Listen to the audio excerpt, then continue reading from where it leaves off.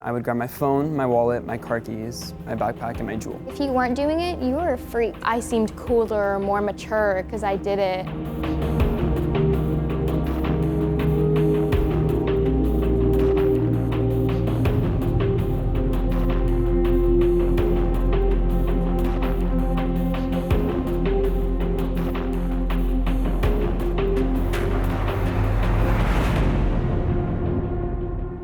So I started vaping in Juuling when I was 14. I was a freshman in high school. All my friends were doing it. It was on social media everywhere, basically. Well, I was probably 13 or 14 years old, and I remember seeing this and being like, oh my God, why do you have that at school? As time went by, I became more normalized to it. My friend, she was like sucking on what I thought was a USB, and she was like, oh, it's like flavored water vapor. It's like so good, you have to try this, you have to try this. And she pulls it out, and that was the first time I've ever seen a Juul before. We knew it was like a form of smoking. More and more kids started doing it, and then it was just like widely accepted at that point. Someone from my first period, and then someone in my second, third, every single period just started popping up with Juuls. Nobody knew what it was. Not one person knew what it was. Parenting alert this morning. The FDA warning about vaping in the news, teen vaping epidemic, vaping throughout the night. Everything quickly became not enough. I had to keep hitting it because I'd built so much resistance up to it. I was so addicted that I couldn't quit, so I asked my other friend to buy me cigarettes. And I got sucked into the same trap as the rest of my classmates.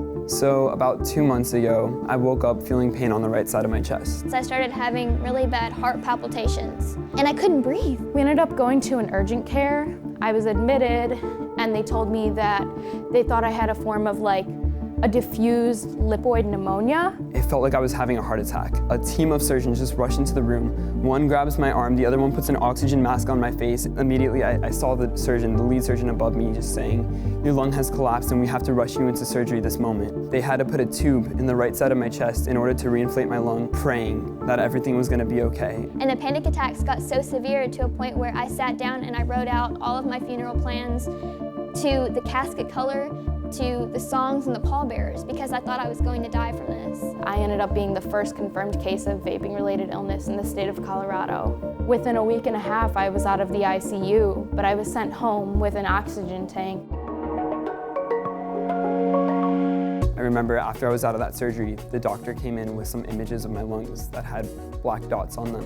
Vaping was the reason for what had happened throughout my experience. It got to the point where a friend had to get in my face and say, look, you're killing yourself. It was the final push. I'm feeling very happy to be here because 2 months ago, I was in the hospital. I missed moving into college. I missed my orientation. I missed so many important milestones in my life, and it's all because of vaping. All the stuff that I had been doing for a couple years prior was silently killing me, and I had no idea.